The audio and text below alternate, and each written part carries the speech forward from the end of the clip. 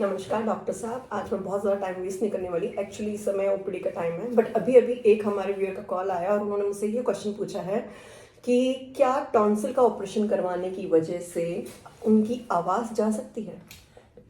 Tonsil के operation से आवाज़ नहीं जा सकती। आवाज़ में थोड़ा बहुत बदलाव आ सकता है। थोड़ा बहुत कितना, मतलब जैसे अगर कोई प्रोफेशनल सिंगर हो या कुछ वैसा, उनकी आवाज़ प्रोफेश सबसे ज़्यादा मायने रखती है। अगर प्रोफेशनल सिंगर की आवाज़ बहुत फेमस है तो उसको अपना टॉन्सिल का ऑपरेशन नहीं कराना चाहिए, बट आम आदमियों के लिए कुछ ज़्यादा फर्क नहीं आता और ये कोई ज़रूरी नहीं है कि उनकी आवाज़ में बदलाव आए।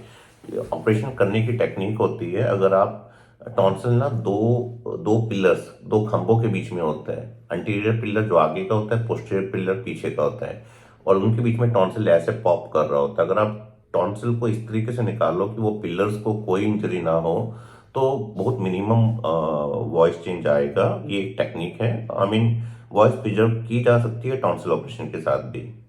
मतलब कितना अगर चेंज आ जाएगा? बहुत ज़्यादा आवाज़ तो नहीं डिपेंड होगा? करता है कि टॉन्सिल कितने बड़े हुए हैं। अगर टॉन्सिल 70-80% बड़े हुए हैं तो डेफिनेटली आवाज में बदलाव होगा, पर वो बदलाव शायद अच्छे के लिए ही होगा, उनकी आवाज और खुल के आएगी।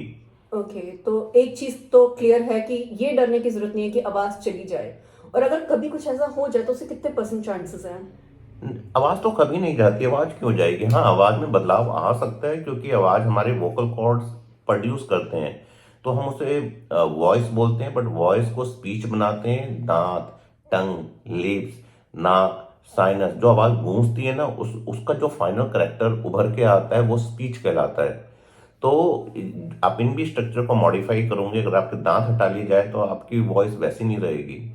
तो टॉन्सिल भी एक पार्ट है, वो एक छोटा पार्ट है ओवरऑल पूरे एपरेटस का। तो आप बिल्कुल मत डरिए। अगर आपका टॉन्सिलेक्टमी जेन्युइनली इंडिकेटेड है तो आप टॉन्सिल सर्जरी के लिए जाइए, unless you are very professional singer. Okay. अच्छा सर, अगर मान लीजिए कि कोई ऐसा पेशेंट जिसको टॉन्सिल्स बहुत ज़्यादा हैं, बट वो फिर भी घबरा रहा है ऑपरेशन करवाने से, और उसका सवाल ये भी रहता है कि कहीं मेरे फैमिली में या जिनसे मैं मिलता हूँ कहीं उनको स्प्रेड तो नहीं होगा, आखिर ये स्प्रेड टाइप बीमारी तो नहीं है?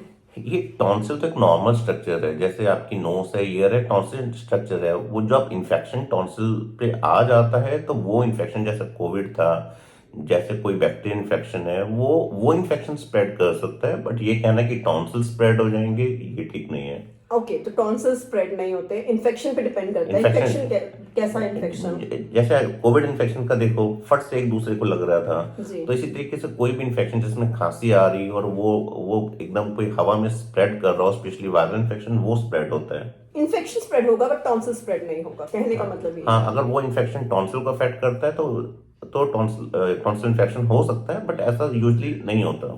ओके, यूजुअली ऐसा नहीं होता। और अगर काफी टाइम तक जो घबराहट में नहीं करवाते ऑपरेशन कुछ भी, तो ये कहीं बहुत ज्यादा घबराने वाली चीज या स्पेशली कुछ कैंसरस टाइप तो नहीं होना वेल, चाहिए? बार बार टॉन्सिल इन्फेक्शन होने से कैंसर नहीं होता।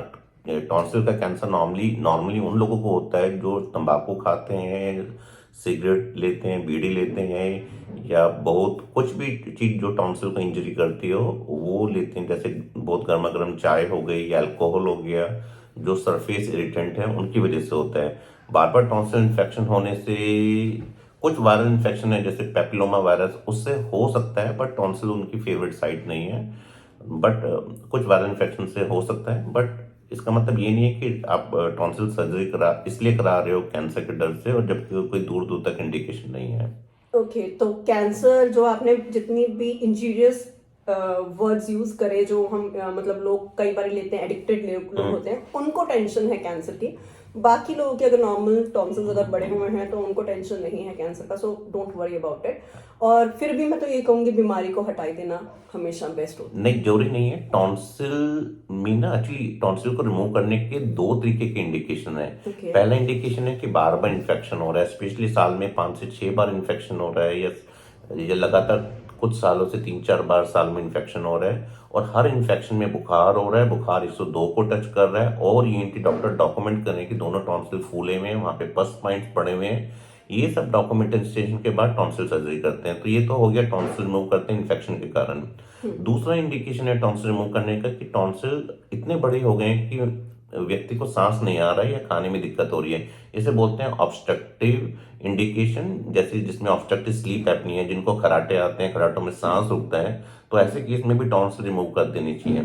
आजकल एंटीबायोटिक इतनी अच्छी आ गई है कि इन्फेक्शन इंडिकेशन बहुत कम हो गए हैं, बट ऑब्स्ट्रक्टिव इंडिकेशन में मैं बहुत लिबरल हूँ। फटाफट निकालो इसको, और इससे हो सकता है आपकी CPAP मशीन हट जाए, बच्चे कंफर्टेबली ग्रो करने लगे, तो ऑब्स्ट्रक्टिव इंडिकेशन में I am a liberal man. But infection indication में I am reserve. I first से आप पहले कल्चर कराओ, देखते हैं कौन सा बैक्टीरिया ग्रो होते हैं, देन आई थिंक कि शायद मैं रिमूव करूं, और बहुत कम केसेस मैंने इन्फेक्शियस इंडिकेशन से रिमूव किए हैं। ऑलराइट, सो इट मीन्स अगर आप किसी डॉक्टर के पास, किसी फिजिशियन के पास से जा रहे हैं और उन्होंने आपको बोल दिया कि आपके टॉन्सिल्स हैं, तो पहले आप अपने ENT डॉक्टर से जरूर कंसर्न करें, क्योंकि वो जो आपको एडवाइस दे पाएंगे वो शायद ज्यादा अच्छी एडवाइस दे पाएंगे। क्यों डॉक्टर साहब? एग्जैक्टली आजकल अगर आपको डेंटल इशू है तो आप डेंटिस्ट के पास जाते हैं, आइस इशू है तो आइस के पास जाते हैं, तो फिर अगर टॉन्सिल की प्रॉब्लम है तो फिर आप ENT डॉक्टर के पास क्यों नहीं जाएंगे? हाँ जी, तो वहाँ पे एक अच्छे से एग्जामिन करवाएं और उनसे अच्छा ग्राफ ले लें कि आखिर आपको आगे करना क्या है, और हर बात पे डरना बंद करें और लाइफ को अच्छे से जीना शुरू करें। सो इसी के साथ मैं Nancy Chopra signing off. Thank you. Thank you. Let's start OPD.